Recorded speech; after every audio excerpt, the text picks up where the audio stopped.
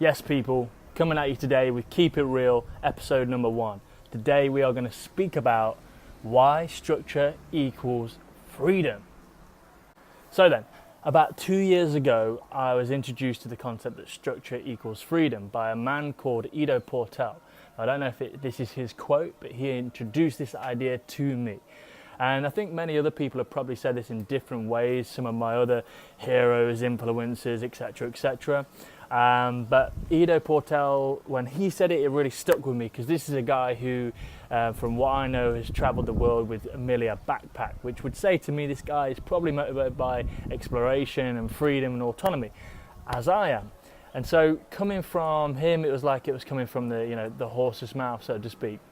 And so that led me to finally explore this concept and explore what it meant to me, or perhaps also why I had never really listened to this idea before or found truth in it.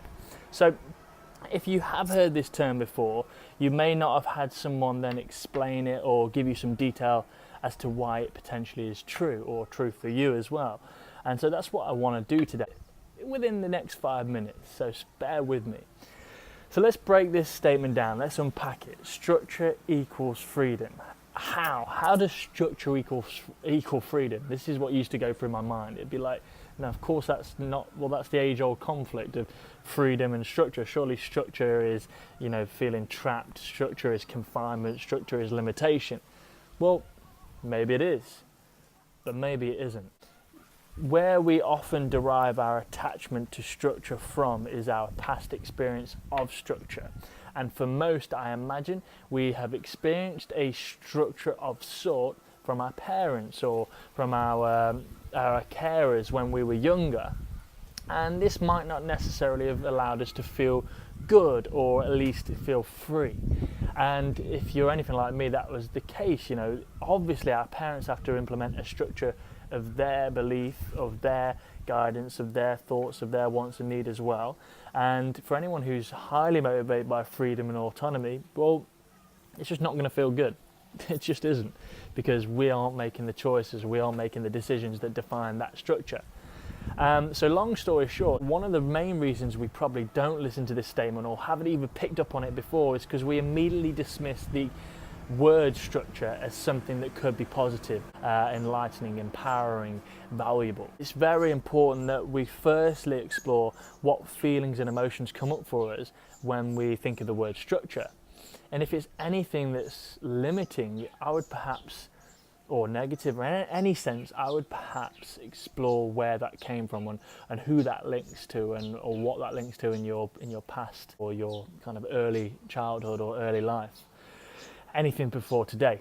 Once you've done that, you can kind of clear the slate clean, let's say, and understand structure as a tool, not necessarily an experience. Because when you use it as a strategic tool, this is where it unlocks the potential for freedom.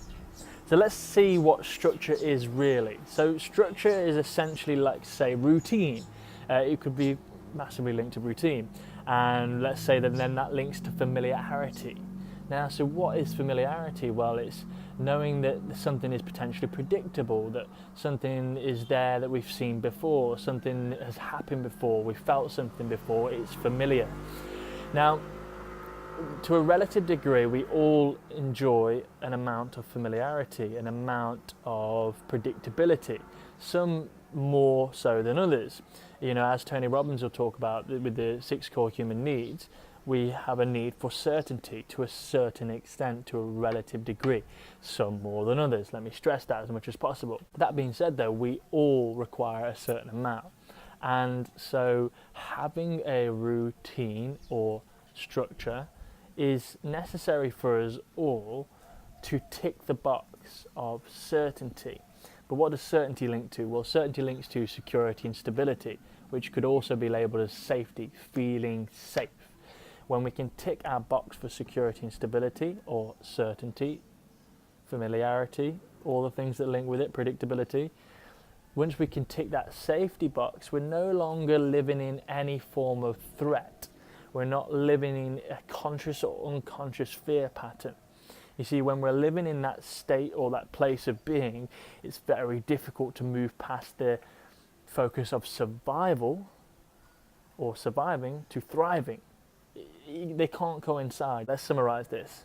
Structure is also routine, which is also familiarity, that likeliness of familiarity and predictability, which links to a relative need for certainty, which links to security and stability, which is all overseen by this need for safety, so we don't live in threat, so we're not always just in survival mode, but we can move past that to create the life where we thrive.